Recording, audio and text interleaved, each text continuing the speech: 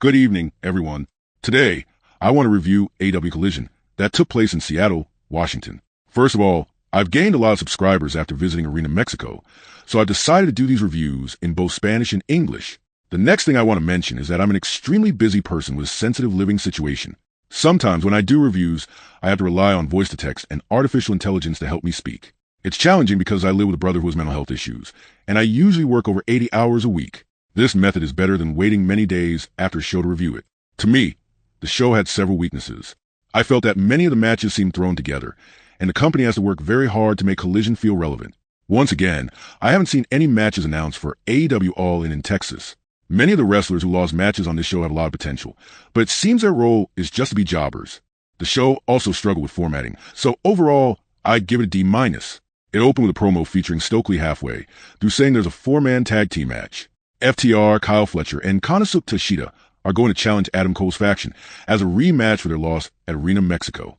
Usually, AEW opens shows with wrestlers taping segments to hype their matches. So, it felt very strange to just have one match hyped, especially with Stokely, who doesn't have much charisma, doing half the promo. It felt anticlimactic and jarring. The show then opens with Moxley versus AR Fox. Tony Schiavone and Nigel McGuinness call AR Fox a phenom and a very dangerous man. That a bit of an oxymoron because AR Fox has never won a championship in AEW and is often booked to lose. He has a lot of potential, but it's unfortunate that the company is not experimenting with him as a contender for championships or wins. I wish there had been a clear purpose for Moxley challenging AR Fox before the match. It would have made more sense if Moxley, as a reigning world champion, issued an open challenge. That way, the story could have been about Moxley wanting a real challenge, rather than just randomly facing someone who loses most of his matches. A storyline like, I want someone to step up, or if you can't beat me, you're not good enough, would have been much stronger. In the match, AR Fox did some impressive spots. A DDT through the ropes and over the rope flip into a foot of front flip onto Moxley ringside. There was also a standing into a gyri from AR Fox. Moxley responded with a gut-style pile driver, repeated forearm strikes, and ultimately won with a bulldog choke submission. After the match, Moxley took the microphone and repeatedly called out Hangman, saying he's sick of him pissing away God-given gifts and waiting to get his act together. Moxley declared he's going to run Hangman out of the sport, claiming the business isn't for him. This makes little sense. Hangman consistently shows up and delivers great matches, which is well documented. So, Moxley's comments contradict the facts. Hangman has never been a crybaby. He's simply been seeking revenge on those who hurt him, like Swerve Strickland. Moxley's criticism is off base. A better storyline would have been for Moxley to say he's tired of Hangman getting his way and that Hangman doesn't have the right mindset or support system, which will be his downfall. Pointing out Hangman's hypocrisy, working solo, despite claiming teamwork is important, would have been more compelling. Overall, this segment doesn't utilize Moxley's strong microphone skills effectively. His 9-month title run has shown he's capable of more insightful promos, but this segment fell flat. Next, they air a montage of Arena, Mexico. It's great to see AEW acknowledge there are over 10,000 fans there. It's been well discussed online, and it's important for the company to highlight that. Given that Wrestle Dream was held in Seattle for the past 2 years, and it was controversy at the Tacoma Dome last year, it would make sense to host Wrestle Dream or a major show at Arena, Mexico. It would draw big crowds and cater to the large Mexican fan base eager for a pay-per-view. Then, Adam Cole hyped up a match, followed by a 6-man tag. Adam Cole, Roderick Strong, Bandito, and Dan Garcia versus Kyle Fletcher, Konosuke Takeshita, and FTR. A quick note, this show suffered from too many multi-person matches. Overload of these matches can fatigue viewers because of the number of moving parts and follow-ups needed.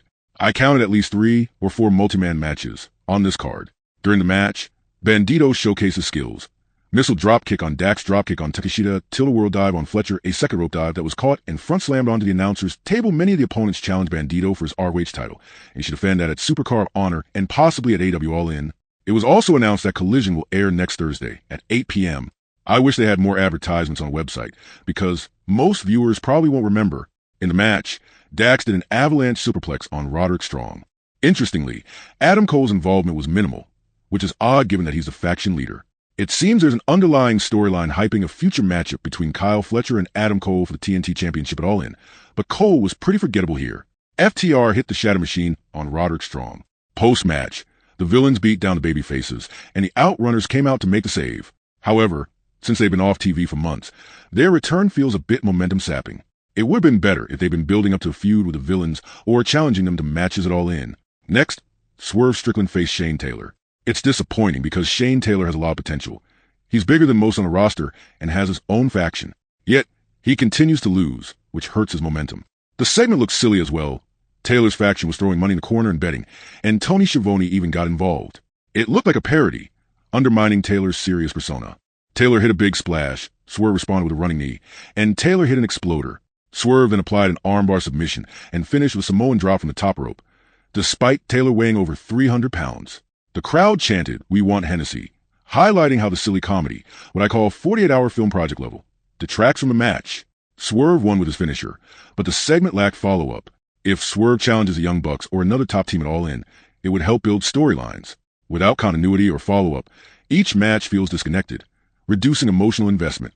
The next segment is a promo by Toni Storm. She's wearing her Carmen Sandiego-inspired attire. She mentioned that Mercedes talks about having the biggest match, but she's over there eating steak and trying to kiss her. Storm continued by asking, "Is this all I am to you? Just another trophy? Just another item? I am the women's world champion." I really like this part because it's very clear what the motivation and the story are. Mercedes views Toni Storm as just a speed bump on her way to her 7th championship, which she currently holds. It's like Mercedes sees the belts as material trophies rather than the accomplishments of the wrestlers she's beating. She's more focused on the prize and the actual competition, which suggests her goal is the belt itself, not the meaningful matches or the wrestlers behind them. Toni Storm's promo continues with her saying, "I believe you're the greatest of all time. I'm a transatlantic whore. When my belt is in my bosom, I pull out the magic. So if you want to beat me, you have to kill me." After delivering these lines, I felt very deflated because they don't make much sense. This is a typical example of her falling into the bad habit of saying things that are confusing or don't add up. Additionally, Toni Storm seems to enjoy her sexual comedy and is proud of her sexuality, which can hurt the segment's seriousness. Sometimes that kind of humor works, especially when it's appropriate, like John Cena's balance of being funny and serious. Cena knew when to make a joke and when to get serious to make his opponent look like a real obstacle. Toni Storm, on the other hand, seems to almost crave the reaction her sexual humor gets, which hurts the segment's overall impact. There's a fine line between humor and making the audience take the storyline seriously, and she's currently crossing it. The next match was Hologram Willow Nightingale and Mark Briscoe versus MXM and Taya Valkyrie. I kept thinking, what if instead of MXM, they had Johnny TV and Dalton Castle? Both of those guys get loud crowd reactions, unlike Mansoor and Mason. I also noticed that they announced a few more multi-person matches for the rest of the show, which really took me out of the mood. When there are too many of these matches, it becomes frustrating because it feels repetitive and the matches lack narrative weight. In the match, Taya hits a Hurricane Rana on Hologram, Willow responds with a Spinebuster, and Mark Briscoe hits a frog splash on Mansoor. They mention that Hologram has joined the conglomerate, but it raises questions. Why is he doing this? And it wouldn't make much sense for Mystico, Hologram, and Bandito to challenge MJF and the Hurt Syndicate for the tag team titles at All In, especially given that MJF previously received heel heat for removing Mystico's mask. That would have been a perfect storyline and a great match for the card. Following that, AEW missed a huge opportunity. Chris Statlander is jealous that Willow is getting a lot of attention. Wheeler Yuta approached her about joining the Moxley faction, and she shoved him against the wall. What's good about this is that you're left wondering whether Statlander will join the faction. If she does, it could mean the continuation of the Moxley storyline after All In that would further derail the title picture and continue a storyline that has caused a significant drop in viewership and damaged the heavyweight division. So not knowing if she's going to join the faction or not, it gives you a sense of feeling like the outcome of All In is unpredictable. AEW can continue with Jon Moxley as a champion despite the criticisms and throw Chris Statlander into that storyline, while they can have Hangman Adam Page overcome every obstacle later in that segment. Statlander drops her phone and looks terrified. The camera pans to Jon Moxley, who then decides to return her phone and tells her, "Don't ever let anybody tell you who you are or what you're worth." It doesn't make much sense either. Statlander is a physically imposing wrestler who could easily kick anyone's ass. So why does she act afraid of Moxley? Another question is, what about Marina Shaffer? Didn't she win some matches in Ring of Honor? And isn't she a main woman in the Moxley faction? Why are they trying to bring in Statlander when they already have another woman? Also, Statlander and Willow have had a long-standing feud, so trying to resurrect that storyline feels repetitive, like the Family Guy Conway Twitty gag. And the person filming this segment clearly needs to be fired or put on a 90-day probation, because at the very end, Wheeler Yuta jogs in the background where Moxley is standing. In a professional production, the director would call cut and edit that out, because it looks incredibly stupid. He's moving less than 6 feet from Moxley, so why is he jogging? It just looks very unprofessional. As I'm writing these notes and waiting for my night shift to start, I want to share my thoughts on the main event because I don't want to forget. I didn't watch the entire main event because of fatigue from the multiple multi-person matches. There were 4 or 5 on the show, which is way too many. The reason companies do these multi-man matches is to feature many wrestlers, so the audience feels they're seeing everyone they want to see and backstage. It keeps everyone feeling utilized. There was also a rumor about a women's tag team championship, but it seems they aren't doing that anymore. Imagine if instead they held a tag tournament where two teams faced off each other, with the winners advancing and the losers being eliminated. Then, the two winning teams could face off in the semifinals. That would build more storytelling excitement, but AEW seems more focused on just stacking matches without regard for narrative or building toward All In. Ultimately, people get bored of seeing lots of wrestlers in multi-person matches over and over because it becomes monotonous. The last thing I want to mention is, I'm not sure why Billy Starks was out there with Athena. I understand they're friends, especially if you watch Ring of Honor, but it would have made more sense for her to interfere and help Athena, or at least be involved on commentary. The way they put these segments together often lacks attention to character relationships and logical usage of the talent. And one more thing, when you have these multi-person matches, it's easy to get lost in the spectacle. You see move after move, dive after dive, but eventually it gets old. It's the same formula over and over, like a bad Conway Twitty gag, and it diminishes the overall quality of the show. The Don Callis family comes down, and Don mentions that Okada is part of the family. This makes no sense because isn't Okada part of the EVP faction? Wouldn't he still want to remain part of the EVP group? Given that the Young Bucks are vice presidents and receive preferential treatment, the lack of continuity and the failure to explain why characters are making such idiotic decisions is astounding. Don mentions that Kenny Omega is alone, and then Mark Briscoe comes out and says, "Why don't you shut up, you weird bastard?" I was very happy because I have to give them a lot of points tonight. Mark Briscoe has been someone who desperately needs my time. Then Kota Ibushi comes out and helps Mark Briscoe beat up Okada and the Don Callis family. Ibushi is able to beat a guy in avocado and send him retreating from the ring, which looks even more stupid because Okada has been built up as an undefeated champion. I believe he's held his title for over 500 days, and yet some random guy most people don't know about is able to take him on. That reminds me that there have been many champions in AEW with long title reigns: Mercedes, Okada, Jade Cargill, and it's becoming a repetitive pattern in how they've been using their championships. Someone holds a title for an excessively long time. That's an interesting topic to explore. Maybe I'll make a video essay about it, because it's a recurring pattern. It's also hypocritical because one of the reasons why people stopped watching WWE is because Roman Reigns and a few others held titles for many years, often without great opponents or storylines to bring out the best in them. When champions stay on top for too long, they tend to run through everyone else instead of helping others look stronger. I think another issue with wrestling in general, and a potential topic for a future video, is dissecting how they misuse their champions. Maybe I'll work on that essay. It's announced that Speedball and Kevin Knight will face the Gates of Agony. Before that, Big Bill and Brian Keith beat down a team of two wrestlers, probably the Iron Savages, I think, and ends with Big Bill chokeslamming one of them onto 4 chairs. What saved that segment was Christian Cage coming out and announcing that he and Nick Wayne are forming a tag team, and that they're going to challenge Big Bill and Brian Keith in the future. There was a segment with Anthony Bowens that lasted less than a minute, so I couldn't get emotionally invested.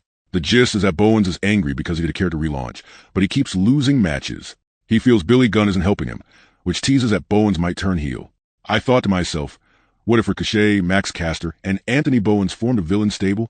Or what if those 3 teams up with the Hurt Business? That might be a better usage of their characters. I've already shared my criticisms of the main event, so I'll conclude with Speedball and Kevin Knight versus the Gates of Agony.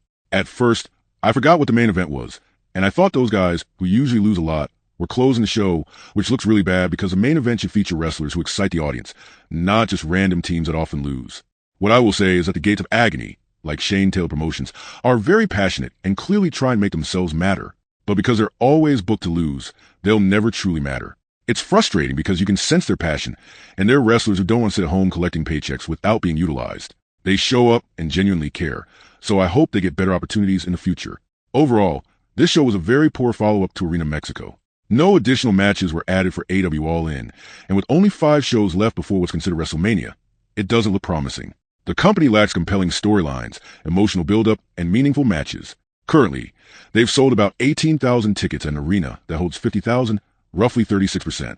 That's a failure by any standard. If AEW continues not to develop strong matches, engaging storylines, and elevate talent, I don't see Collision lasting more than 3 or 4 more years. It's likely to be canceled, just like Rampage. It feels like a show meant only to have matches, without any real build or purpose. Since AEW plans to return to Wembley Stadium in 2026 for their All-In event, which holds over 75,000 fans, I think they should focus on maximizing their television product now. They need to build a compelling, emotional 12-person card, work with what they have, and deliver a great show for the global audience that they're promoting. Their upcoming televised show, which will hold 50,000 in a few weeks, should be a trial run. Throw everything at it and aim to get as close to 50,000 as possible. The way to do that is to produce programming that builds up great matches, not just random bouts, which seem to be the pattern lately. They need to get back to consistently selling out 10,000-seat arenas for weekly shows, drawing close to 20,000 for pay-per-views, and for their WrestleMania-level event, over 70,000. The way to achieve this is through compelling television, meaningful matches, engaging storylines, and utilizing all their talent, not just random tag team or filler matches. AEW needs to change a lot of things. Collision, in particular, must be more than just a filler show. They're missing opportunities to use Collision, Dynamite, and special events like Grand Slam Mexico to build up 2 or 3 more matches for All In. Doing so would make the event more profitable and attract a larger crowd, aiming for 50,000 instead of just 18,000.